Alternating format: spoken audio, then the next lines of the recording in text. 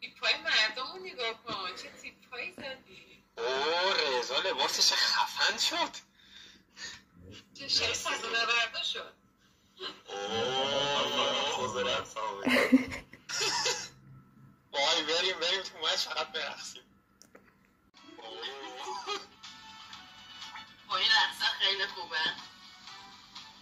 خیلی باحال.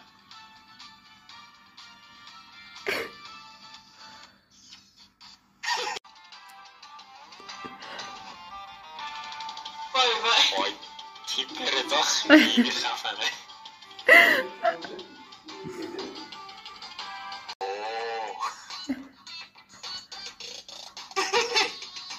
وای چه باحاله.